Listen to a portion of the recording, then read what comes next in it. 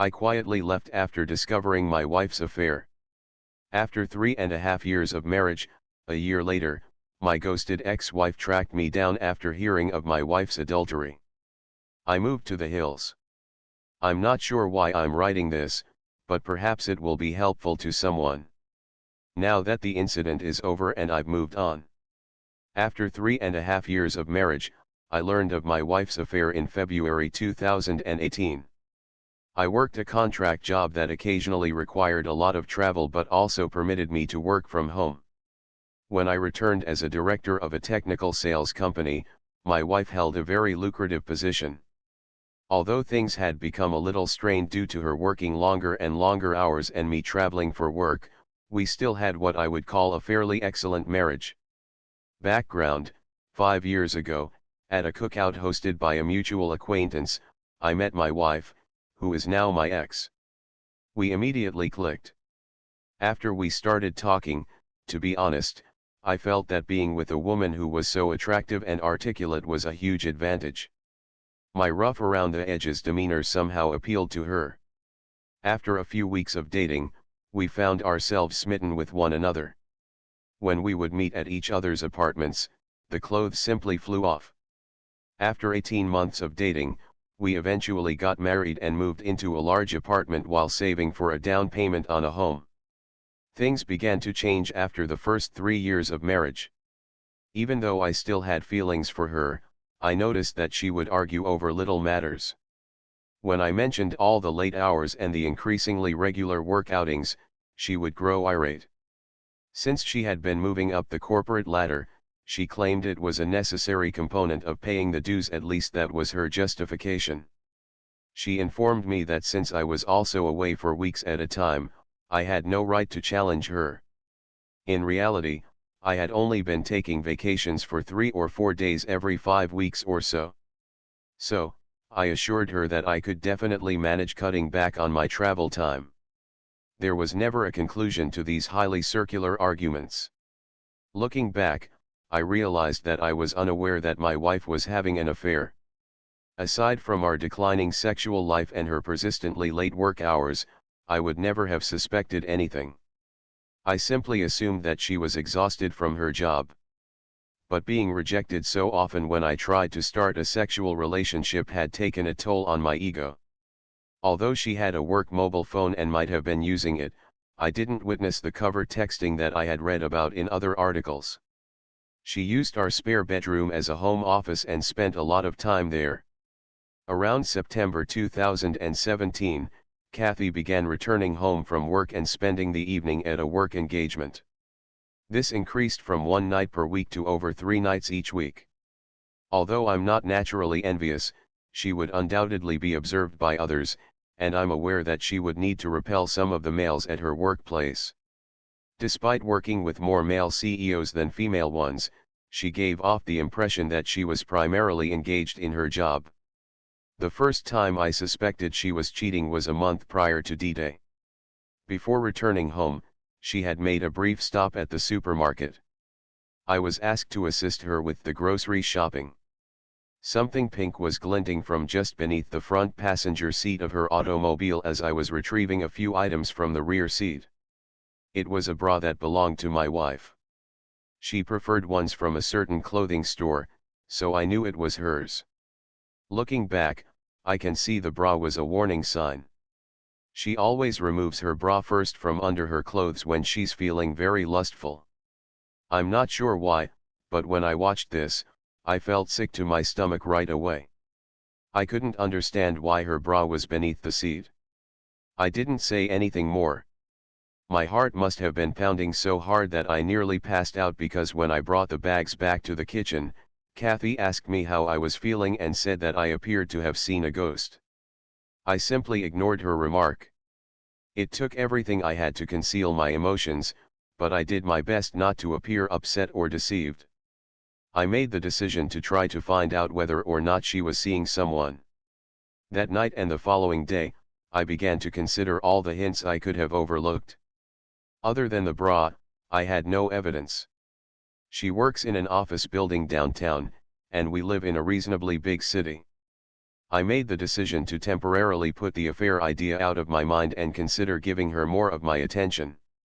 I prepared a delicious meal and arranged the dining table with elegant plates, silverware, and candles.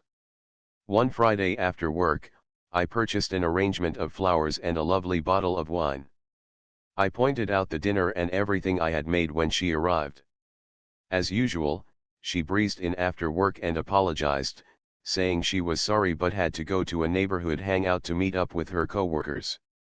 She mentioned that she needed to take a shower first but that she could have a small snack with me before she left. I guess I went utterly silent because my insides flipped on me. I won't explain the type of anger I was experiencing at the time, but I had had enough. I took my work cell phone and threw it in her back seat. While she was taking a shower, I had been considering this as a means of using my own phone to find her. I walked into the kitchen after that and threw the food and flowers in the garbage. After taking a shower, she got ready and looked stunning, as always. "All right, let's eat," she said. "Never mind, go out with your friends," I said. She asked me if I was angry after giving me a weird look. "I'm sad that you never want to do anything with me," I said. She got upset and sarcastically remarked on my short fuse while telling me to stop acting like a kid. I muttered, "Foolish me," as I stood there, allowing everything to settle in. For once, I felt we should spend the evening together. She simply gave me a sly smile and stormed off. I pulled out my second phone and began following my work phone. When she departed about 20 minutes later, I made the decision to go find her automobile. Indeed, it was in the parking lot of the bar. I waited to see if I could see her in my car across the street. I felt completely different, like a stalker, but I told myself that I had to calm my fear of her whereabouts. I observed her leaving the bar with a man about an hour after I got there. He had the appearance of an executive from her company. He took hold of her, drew her near, and planted a kiss on her lips. My body was totally numb, and my stomach started to clench up. They went to a different vehicle and climbed in together. When their automobile pulled out, I tried to keep up with them. You guessed it, they drove to a hotel 10 minutes away. As I stopped on the street beside the hotel, I saw them exit, holding hands, and enter. I'd seen enough. I felt foolish. I began pounding the steering wheel with my fist. That was it. Something went totally blank inside of me. I'm not sure if I had an out-of-body experience or blacked out, but as I got better, I felt like I wanted a drink. At this point, my life started on a path I never would have imagined. I simply began to drive out of town, replaying all that I had just seen. I was crying out of anger, as much as I hate to admit it. I located a pleasant little tavern on the outskirts of town, some 30 miles away, and stopped in. I ordered a drink while seated at the bar. The bartender, a lady, said that I looked like someone had taken the wind out of my sails. So, I guess I looked like death warmed over. I answered, half smiling, "You could say that." A man sat down beside me and struck up a conversation. Even though I didn't feel like talking, there was something about this guy that put me at ease. We struck up a conversation, and eventually, my wife's infidelity came up. I told her that all I wanted to do was get away from her and forget about her. "You're not alone, buddy," he replied, giving me a back pat. After giving me a quick glance, I experienced that a few years ago. I think there's a reason why these things occur. Your life can now take a positive or negative turn. I assure you, at this point, everything is totally up to you. His remarks for some reason jolted me out of my gloom. Even though I was aware of my pain, I've always been able to see things rationally, and he was absolutely correct. We identified ourselves. Ray was his name. I really liked his salt of the earth vibe, even though he was more of a country guy. "Are you going to move out?" he inquired. I suppose I never thought to look that far ahead. I had a fight or flight response going on, and I knew I didn't want to be around this woman any longer. I have an idea, and I feel very sympathetic to your situation, Ray added. When the time comes, I have a mobile trailer on my land in case you feel the need to go. It might require some work and isn't very good. Why don't you visit and see if you could imagine yourself briefly residing in anything like that? I'll give you a terrific bargain on it. At least you could even park it on a lovely piece of property I own. I would appreciate it if you could watch it for me. It could be beneficial to escape your predicament, just a thought. I took a moment to comprehend his concept. Hell, honey, if I could have escaped my crazy ex-husband years ago, I would have jumped at the chance to go live in his trailer or anything just to get my head on straight, added the bartender, who had been listening in on the chat. Perhaps this was just what I needed, but I felt as though I had wandered into the twilight zone. Yes, I'll think about it and maybe check it out, I said to Ray. After a while, we split up and agreed to get together at his house in a few days. I began to feel as though I had some perspective and an opportunity to escape what I thought was a terrible heartache. Combined with the night, I knew one thing for sure: I would never ever want to spend time with my wife again. I find cheating to be so disgusting, and it has always been the one thing I thought I would never put up with. I sat on the couch when I arrived home that evening. After Kathy asked me where I had been, when she came out, I questioned, "Where have you been?" She said, "I went to grab drinks." I directly inquired, "Are you having an affair?" She appeared surprised but soon collected herself and responded, "No, why would you ask that?" "I heard she might be seeing someone at work," I said. "Who told you that?" she said. "Someone I know," I said, but I kept the name a secret. After saying, "You're being ridiculous," she accused me of being intoxicated and insane and inquired about my whereabouts. "We're going to a bar to enjoy some drinks with our friends," I remarked. Despite her obvious desire to ask more questions, she returned to our bedroom and went to bed. Now that I had proof that she had been deceiving me for months, I made the decision to sleep on the sofa. I couldn't sleep at all because I kept seeing her in bed with this guy. I felt sorry for myself, disgusted, and hurt, but then I thought about Ray's trailer.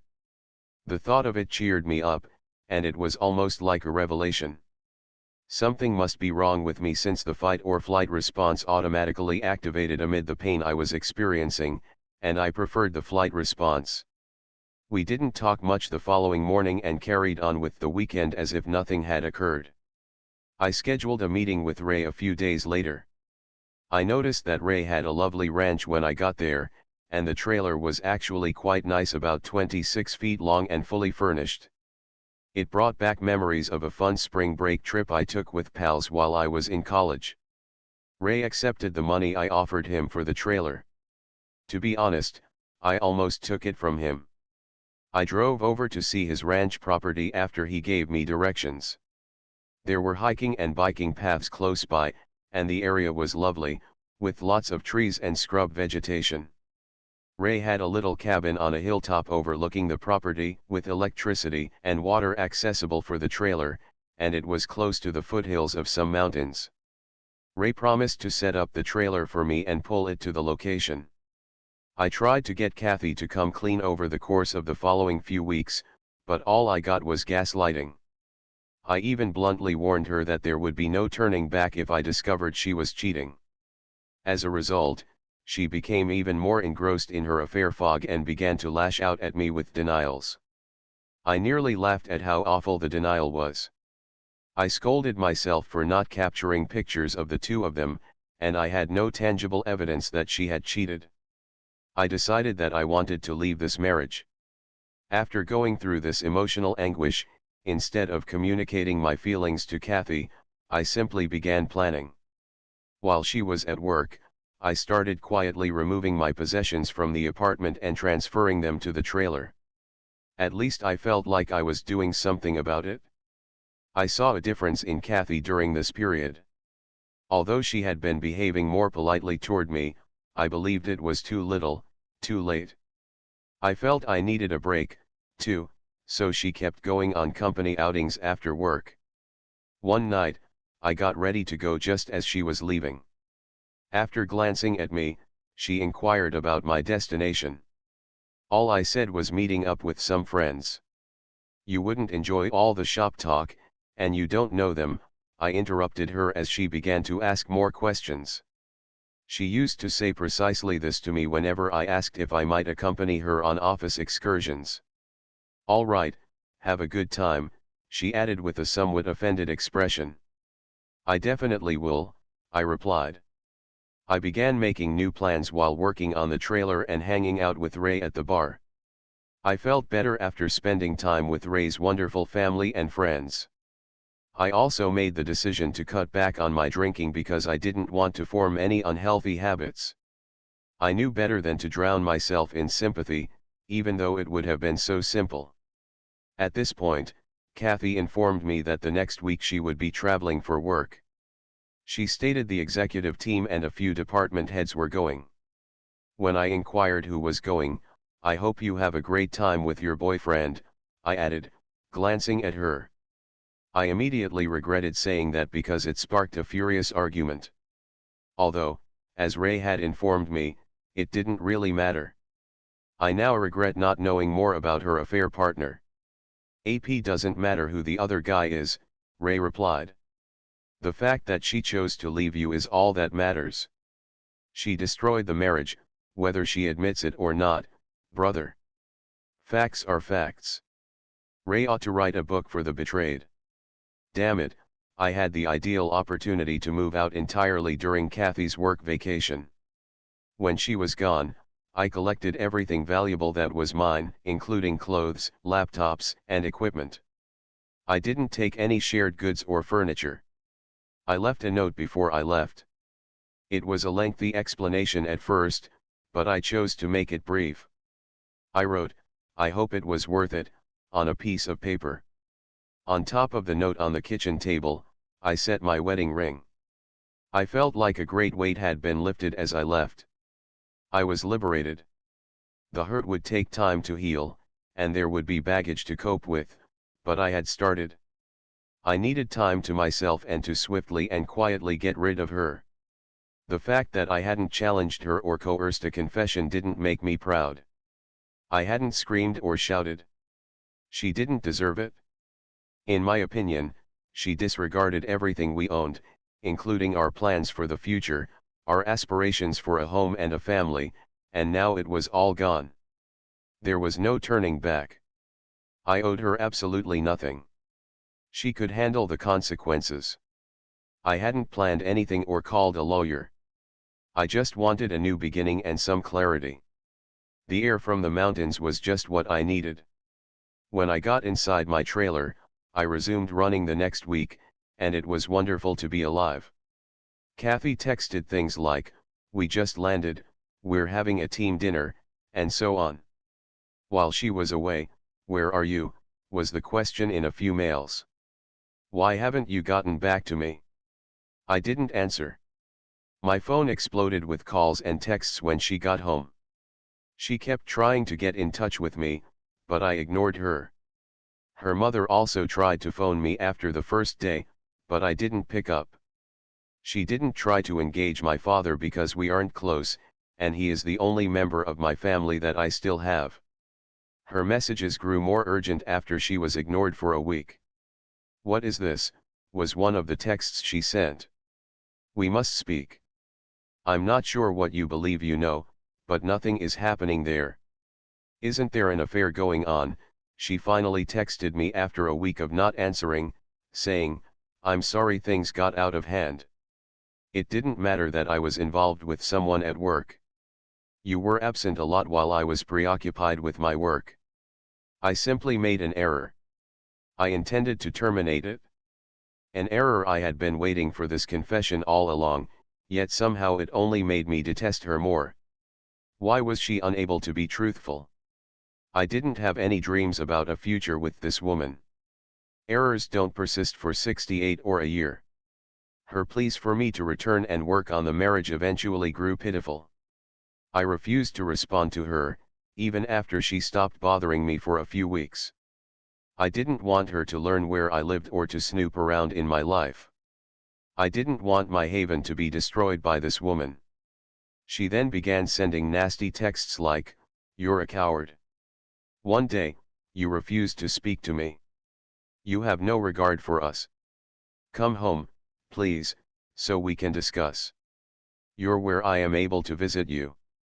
Paul, please let's chat and make things right." Damn it, although I don't recall all of the texts, they all appeared to be excuses with minimal genuine regret. In one ear, I let them go, and in the other, out. After a while, I switched my mobile number.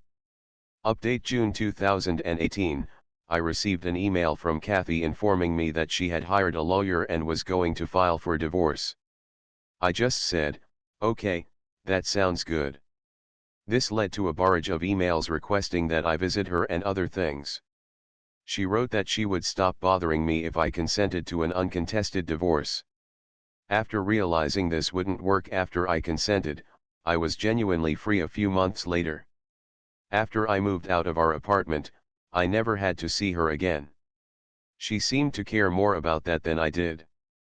Even though neither of us had any closure, I would occasionally think of her for a few months, and yes, the grief would suddenly come to me like when I heard a song we used to enjoy.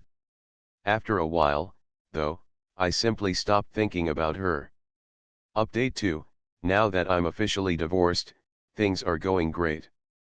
In actuality, I got to know a wonderful girl just down the hill from my house. I was running on the trail when we clicked. I helped her replace a flat tire. Despite being a few years younger than me, she is fantastic and quite adorable. She refers to me as her mountain man and adores my way of life. Although I'm not in a rush to commit, I also don't intend to give up on women entirely. I have no intention of moving out of the trailer anytime soon. I enjoy being outside and have simplified my life. It made everything easier for me, including the grief and my ex-wife. I am aware that everyone responds to these situations in a unique way. I was fortunate to be in my third year of marriage and not yet a parent.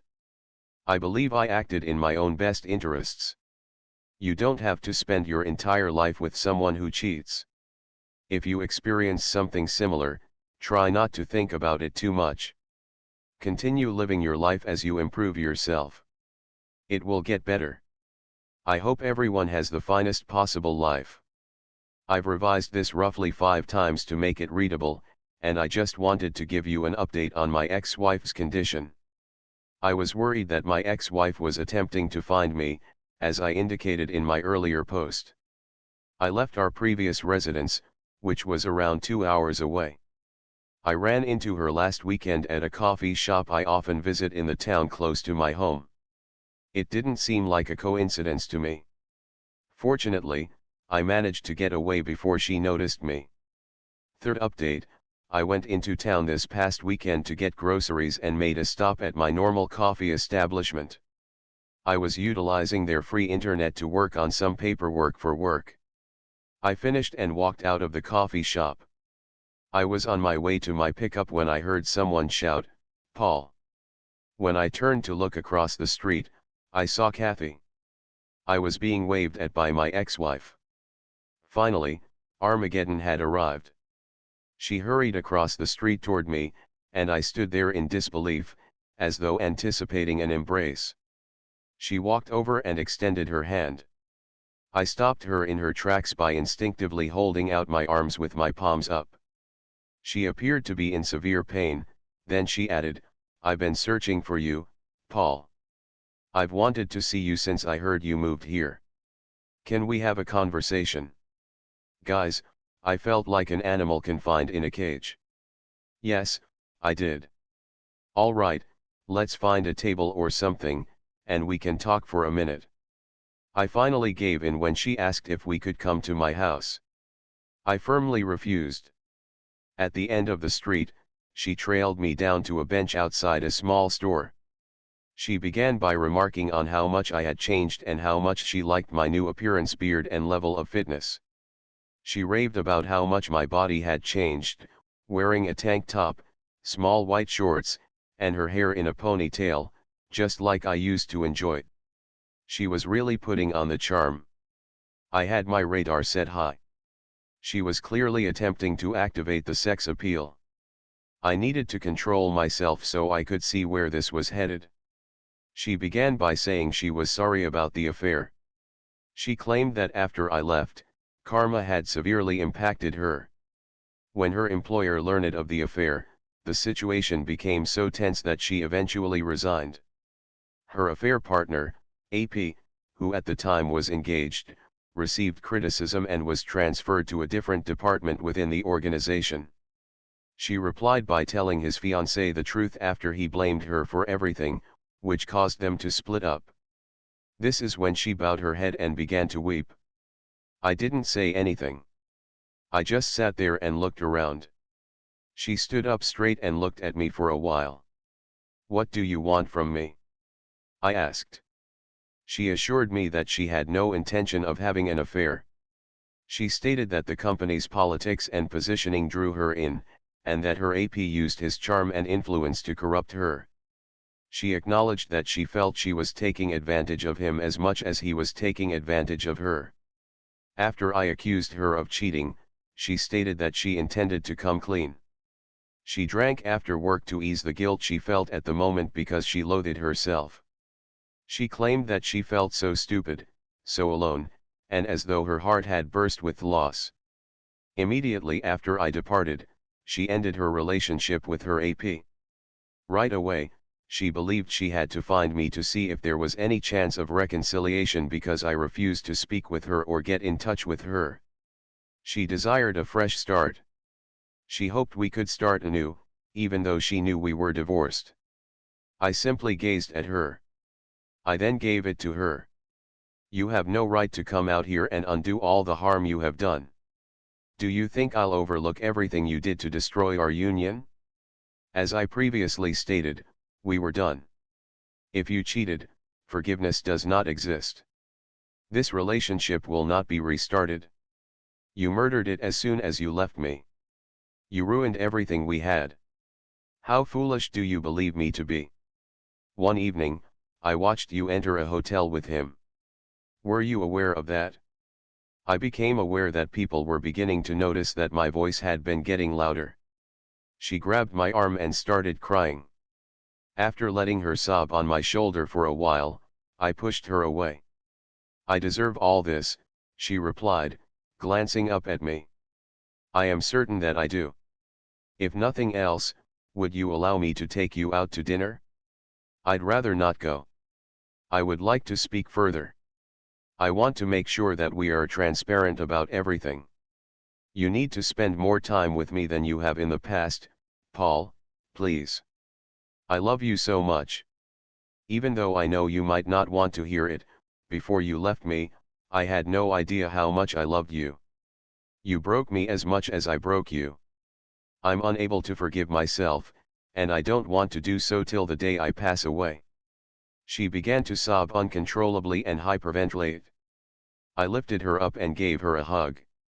It seemed like my only option for soothing her. I knew then that I had shattered her heart as severely as she had shattered mine. Walking, we found a peaceful spot to carry on our conversation. I said, "How did you find me?" When she had calmed down, she responded, "No," with a small giggle. She clarified that she asked how things were going when she ran into Stacy a few weeks prior. Stacy didn't mention that she had noticed me. Kathy forced her to reveal all the information. I had warned Stacy not to tell her, so she was reluctant, but Kathy persisted.